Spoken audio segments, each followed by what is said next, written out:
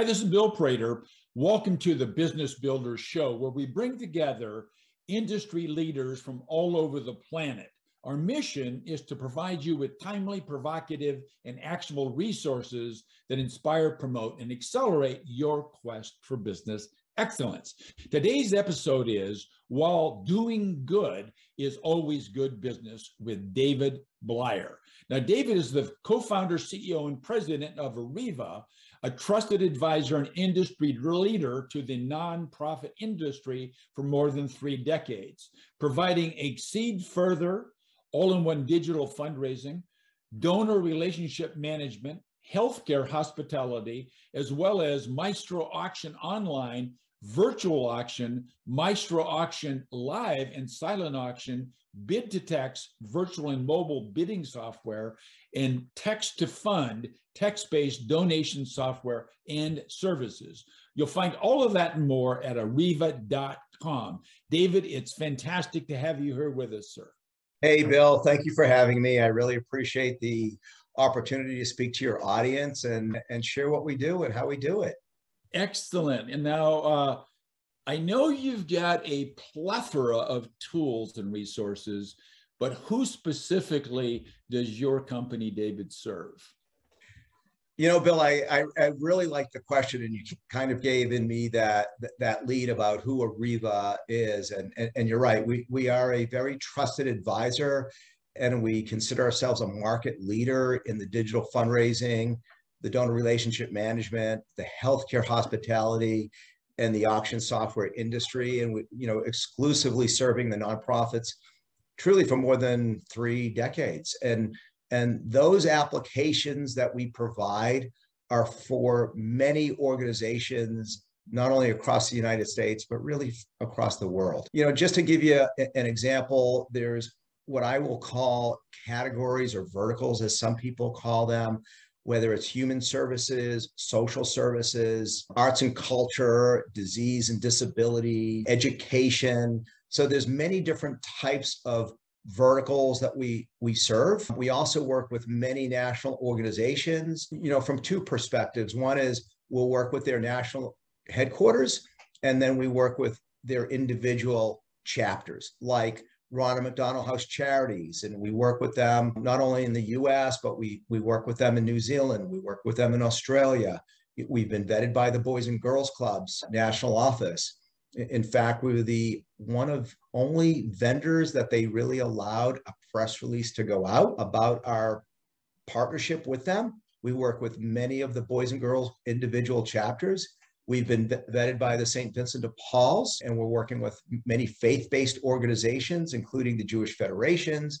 And then again, just, many organizations across those sectors that I mentioned. Now, this industry you've just described in great detail, thank you very much.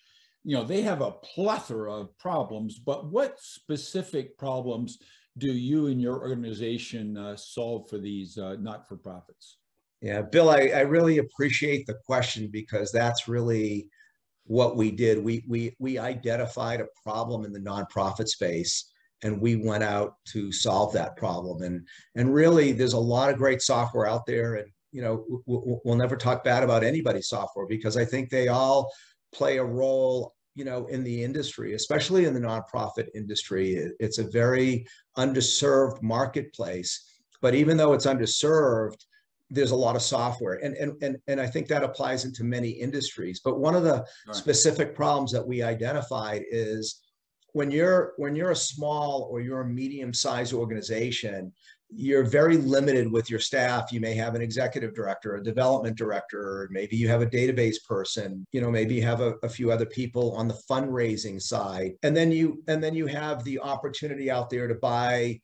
You would have a donation application, you would have an event application, you would have a donor relationship management application. You would have multiple applications doing multiple different things. And the problem there is that they're what we call siloed solutions, right? So what does that really mean to the audience? What I saw was if somebody gave a donation, you would give a donation, and then the organization that you were giving that donation to would have to take that donor information and then put it manually into their donor relationship database, or put it manually into their email marketing system. If they ran an event, the same process would happen. That they would have to take that event information that they were capturing that donor and then go put it into multiple systems. And that's a problem in its own right. I mean, organizations out there are growing. You know, they're doing a lot of things. They're limited with staff, and frankly, they just don't have the time. And so we solved that problem. And the way that we solved that problem was eliminating those silos. And that's what you had mentioned earlier about our flagship product that we call Exceed Further. And that's an all-in-one application for digital fundraising and donor relationship management and healthcare hospitality and auction software. So you can go to one. Now, you don't have to buy all of these applications today with us, but it's all siloed and unified with one database. So whether you're giving a donation, whether you're registering for an event, whether you're doing an auction, whether you register as a volunteer, whether you're doing a team fundraising or peer-to-peer application or registering as a membership, all of those applications are provided by Arreva through our Exceed platform, all within one unified database. Not only does it eliminate the problem, but it also provides even more of a solution, because when a donor goes into a donation or registers for an event, all of that relevant information automatically, instantaneously is captured into the donor relationship management. It automatically sends out a thank you, acknowledgement, and receipt, and it sends the staff a notification of that individual person and what they actually did as far as the registration or a donation, which creates best practices. The other thing that our system does, it never pushes you off of that system on anything. So site engagement on these nonprofit organization websites automatically go up because you're staying on their website. You're not being pushed off, you know. And the other thing is, people are looking for donor acquisition. And when you have certain tools that are out there, whether it be peer-to-peer fundraising or team fundraising, you're drawing more potential donors in through your friends, through these type of applications. So there's a lot of great benefits on a problem that we solved. So perhaps out of your memory, you can give us a little case study. So I'm thinking about either a national organization or one of the local chapters. Maybe you could start up with they came to us with the following problem, and then walk us through how you and your team solved that problem for them. Well, you know, the problem that we created, because when I am out there and I personally are speaking, it's always the same problem, and maybe they say it a little bit differently. Okay. You know, I mean, it really is. You know, whether it's a grassroots organization or a very large organization, and we frankly serve both. You know, the typical problem that they see is how do we, and it's really, how do we retain our existing donors? How do we get more out of our donors? It could also be, how do we acquire new donors, right? I mean, that's one thing. We were just invited to speak on a panel, and this panel is being driven by one of our national nonprofit organizations, and it's fascinating because the people from the organization are saying, you know, we want a panel that can talk about what's going on in technology as far as automation. And I said, okay, what do you mean by automation? She said, well, you know, we have one of the biggest software providers in the nonprofit space today, and I won't mention their name. You know, we've had their database for a long time. We also have, you know, a donation platform. You know, we also use a third party for our event registration and our event management. We also use a third party for our volunteers. You know, and at the end of the day, it would be great, and this is what they say, it would be great if they could always talk to one another, right? It would be great if all of the data came into one place. These are the things that we continuously hear, and all of that ties back to donor acquisition and donor retention, right? Because if you can automatically capture a volunteer that's registering, or automatically capture a donation, or automatically maybe as a board member reach out to, my friends through the technology and making it easy for them to give on my behalf. It also gives the organization, because it's completely integrated and automated, and they're getting notifications that they can reach out to these new potential donors. So you're eliminating, again, a lot of the problems that these organizations have about moving the data from one place to another. You're eliminating you're providing an opportunity for them not only retain their existing donors, because you're communicating with them faster, you're communicating with them better, and you're communicating with them differently now. They're getting automatic thank yous, acknowledgement receipts, and many people could do that, right? But then because I'm getting notified, I can pick up the phone and say, thank you. And I get that on my phone. I get that on my computer, whether I'm sitting at my desk or, I'm at lunch, and I have all the relevant information because of the platform that we're providing. And as a development director or executive director or anybody in that organization that's servicing the donors or volunteers, should have access to that and be able to eliminate any one of those issues that are always constant throughout the nonprofit community. Now, I know you're in almost a red ocean of competition providers to this industry. How, and maybe a sentence or two, and I think I understand because I know the software industry pretty well, but how are you different from the competition, David? What would separate you from all the rest of the pack, if you will? Yeah, first of all, I think we have a very clear distinction, and you're right. There's a lot of competition out there, and how we differentiate ourselves is what we're providing is what we're calling an all-in-one. And there's a lot of companies that say they're an all-in-one, but they're really not an all-in-one. They don't have many of them would have a donations and a donor relationship management or an email marketing system, and maybe have pieces of what we're providing. But I could assure you there is no one today in the industry that is providing, from the fundraising side of online donations and online pledges and tributes and paying the processing fee, to a membership application and membership registration and a volunteer registration and team fundraising and peer-to-peer fundraising and auction software, whether it be a silent auction or a live auction or text to bid or texting capabilities, whether it's just texting your staff, or texting your potential donors, or texting for an event and capturing all of this information into the donor relationship management, and having a grant management and a campaign management module and what we call a hospitality. So if you're an organization like a Ronald McDonald House, which is very near and dear to a lot of us here at Arreva, where they're housing and providing a facility for families that have sick children, where they're needing a place to stay, we've provided on top of that a guest registration and a PDF application and a family room that would be then tied to a fundraising platform.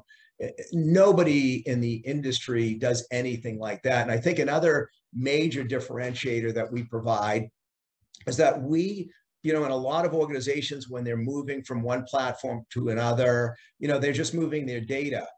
I come from the world of data migration and data warehousing. There has been nobody better in the industry that can move data. And I don't just move data for the sake of moving data, but we actually don't even sign a contract with our clients until we actually get to see a copy of their data. We have our data experts review the data. We understand the data that they move. We can actually then tell them how long it would take to do the data migration. And we have not had one data migration fail on us. It's really a major differentiator. And it's also a time that they can cleanse their data. The other thing that we provide is a donor-centric website. Now, if they want a new website, and we only build donor-centric websites for our clients that are buying our Exceed Further, we don't look at this as we're just out there selling websites, because we wanted our clients to have the ability to have a brand new look and feel website one that was responsive, one that they could see on their phone, and then give them the tool once it's done. And it would be a one-time fixed cost, and we host it for free. And all of the applications are embedded in that. And then they can change that website. They can add videos. They could change their columns. They can literally do whatever they would like to. And that's something that not everybody provides in the industry. And I think that's just a few things, and I could talk more if we had more time on it, but really that provides us a differentiator to our competition that's truly out there. That's beautiful. And it's like you said, it's what they know, and it's our job to get that message out there. Yeah, I knew some of that because of my clients in the software industry and in the not-for-profit industry. So I think we've got a pretty good understanding of the services and products your company delivers. Now, what I'd like to do is kind of switch that and go to Arreva itself. So I'd like to know about how you came up with the idea, when was the company founded, and then I'd like you to maybe remember some of the major milestones, David, and some of the lessons you learned from the successes and the failures along the way. And particularly, I'm interested in, as you get to the end of this story, how you were able to serve this industry that has gone through such incredible turmoil over the last couple of years globally.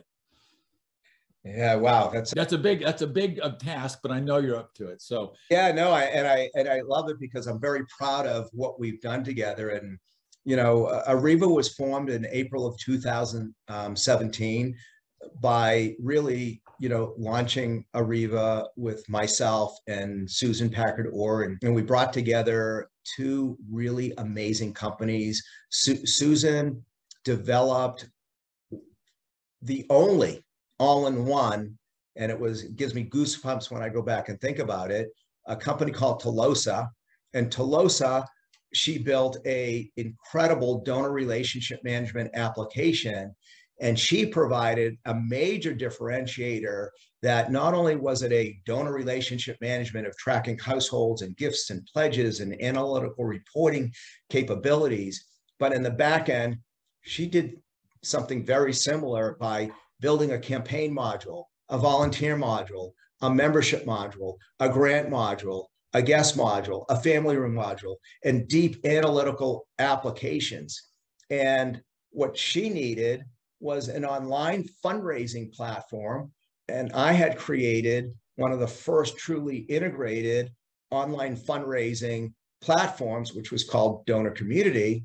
And we decided to merge the two companies and integrate the two platforms and come back to the marketplace with what we're calling today an all-in-one cloud-based digital fundraising and donor relationship management and healthcare hospitality and auction software platform. And that's how Susan and I, she needed one thing, I needed something.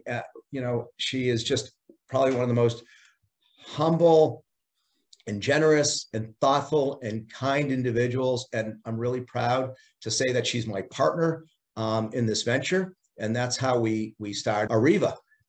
We took the technologies over a 2-year period with our amazing development teams, and with the merger of the two companies, we maintained the culture, we maintained all the people, and we continued, frankly, growing. In fact, we started building out a sales team, we built out a marketing team, and it's second to none.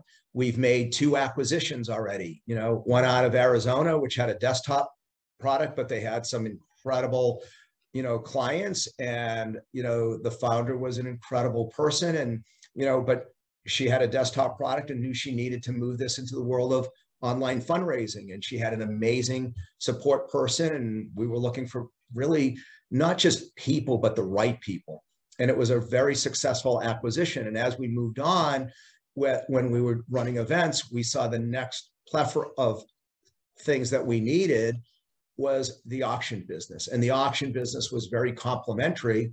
And what's ironic is we were doing a due diligence with the company, and it's called Microsoft. And Microsoft is an amazing auction software company. And they provided both the auction software for live or virtual events. And they provided what we call text to bid if you were doing a live auction and wanted to use your phone. And do, 71760 and look at all things bidding, and it was completely automated. So we closed that literally a month after the pandemic hit, and we were like, maybe people aren't doing auctions anymore. But it couldn't have been better, and it couldn't have been at a better time where the whole industry froze and they didn't know what to do. But organizations still had to raise funds.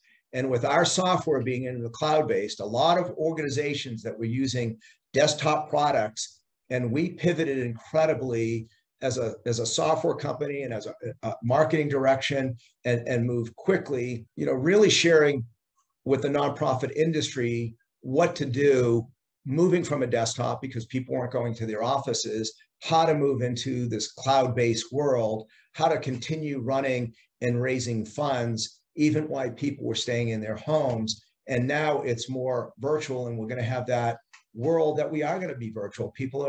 Some people will go back and do live events. Some people will have a hybrid situation, and our software does all of that. So, that's a lot of milestones that we've created in a very short period of time, and then just adding to fundraising. So, one thing that our listeners and I am absolutely fascinated with, not only did you merge 2 cultures, but now you're up to 4 cultures. So give us some insights to different cultures, what you looked for from a people standpoint, and what you learned about different, maybe, I know that now you've named Arizona and you've named Seattle. So I know you've got a lot of geographic differences in that space as well. So talk to us about culture. How were those journeys?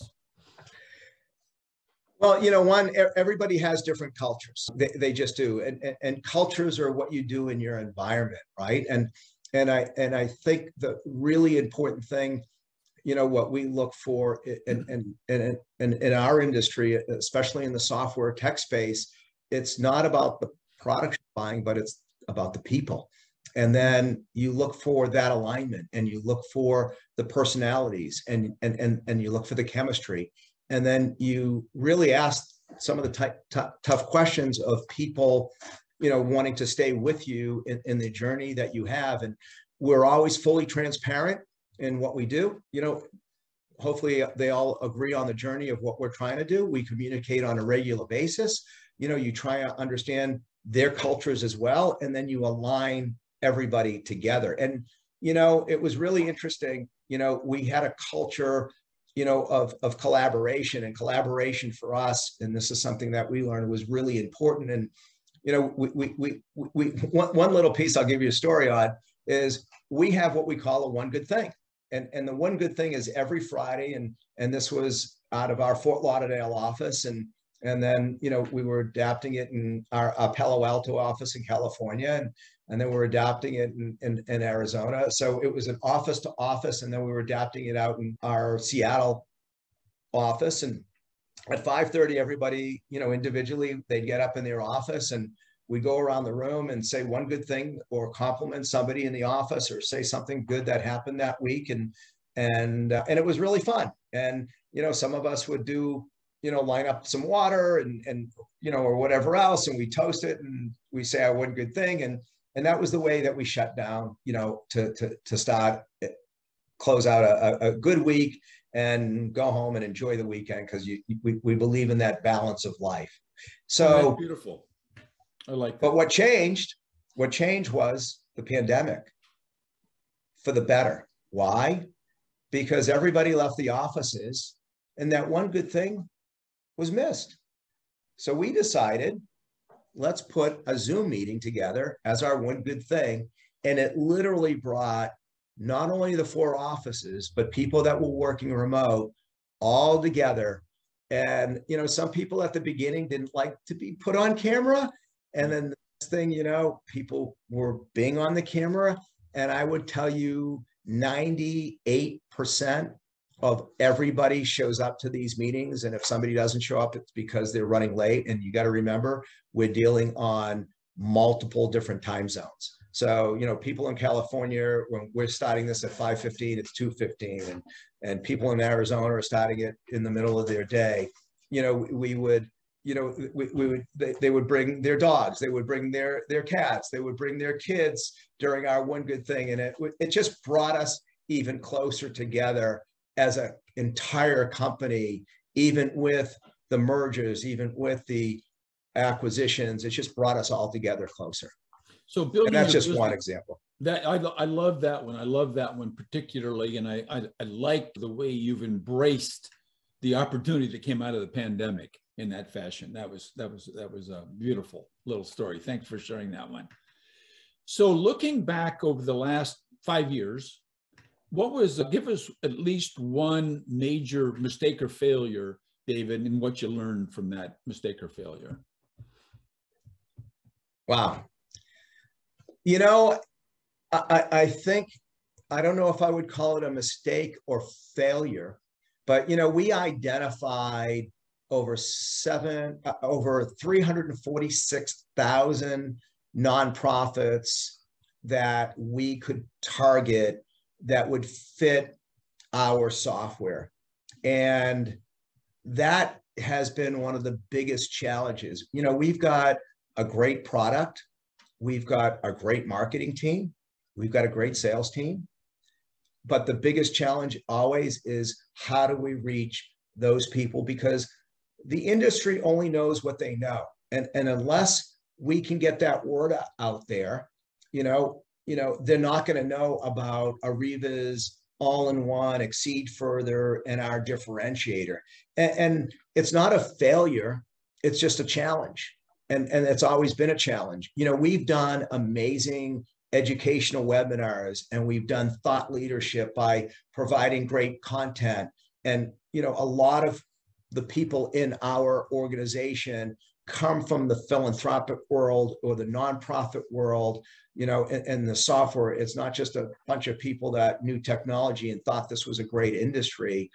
And so we do a lot of A/B testing here. We bought marketing automation software, and we bought, CRM software, and we do a lot of promotions, but, it's a lot of back and forth. It's a lot of tracking. It's a lot of, tracking exactly what we do. It's a lot of pivoting. I mean, the challenges that we've been faced, even with the pandemic, and, even with the pandemic, we could have applied for the PPE loan, and we didn't.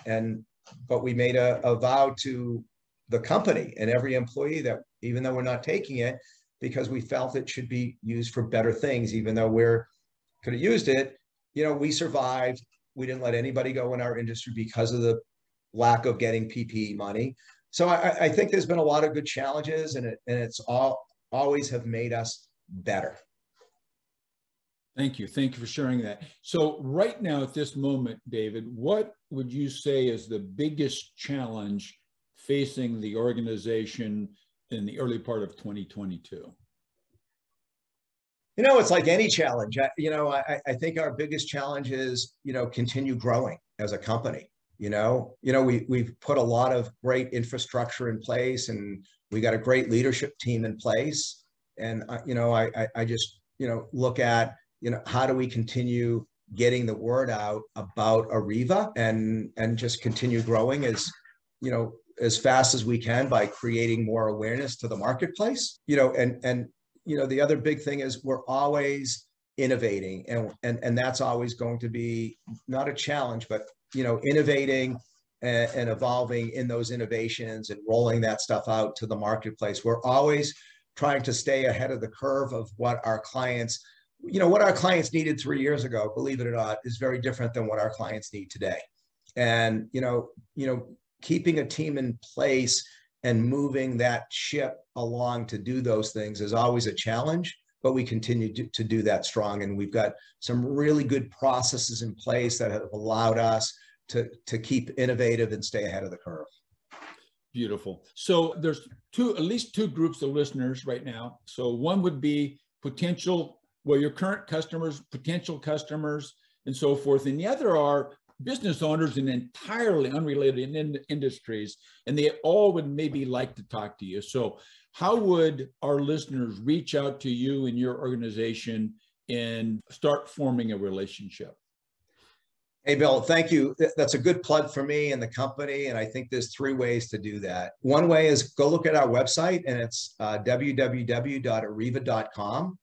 The second way is, and something that we did in our cultural, is keeping Microsoft and just helping them with branding and keeping them as a standalone company, but we communicate and talk daily. And that's Microsoft, the auction business, and Arreva company. And that's www.microsoft.com. And the third way, if they would ever spell Maestro, please. Yes, absolutely. MAESTROSOFT. Beautiful. And the third way, I'm always open. You can reach me directly at David, D-A-V-I-D, .Blyer, B as in boy, L-Y-E-R, at Arreva.com. And that goes directly to me. Beautiful. That's fantastic. I knew you're a generous man, and that was over the top generous. Thank you, David. So I've asked you 7 questions. So my question would be, what was it you were wondering or hoping or usually get asked that I didn't ask? And what's the answer to that unasked question, David? Well, I guess it could be 2 things. You know, one, I'll make it simpler. One, why did I start this company? Or what's coming out of your company next? So I'm going to take the shorter one of what's coming out next, because the first one of why I started this is a longer answer, but I'm glad I did it. And I love doing social good. So we are releasing, or really, we just released a team fundraising product along with our peer-to-peer fundraising product. And we've been, you know, talking about this and planning team fundraising that's integrated with our Exceed Further. And we're very excited about it as a company. We're very excited about it, what it has already done for a few of our clients. And now we're getting ready to do a massive launch on team fundraising and making people and clients and nonprofit organizations aware that they can have a completely integrated solution that includes team fundraising today. And that's something I'm really proud of. Our development team, I'm really proud of our marketing team, I'm really proud of our sales team, I'm really proud of our support team and our client success team, because they've all been part of this launch. And it's really exciting for us here at Arreva. Beautiful. That's fantastic. I didn't know about that. So thanks for announcing it here on my show. Yeah, absolutely. And thanks for being a fantastic guest. I enjoyed it very much, and I'm sure our listeners did as well. Bill, thanks for having me again. Appreciate it. You're very welcome. Everybody, look, let's focus on a single fact. And David put a spotlight on this. Your businesses, our businesses, do not become extraordinary in a single moment. Instead, they get there as a result of the owner first learning and then applying a proven combination of having the right mindset, of a dedication to a system of management, and number 3, leveraging high performance teams. So thanks for listening. David, once again, thanks for being here with us. Thanks again, Bill.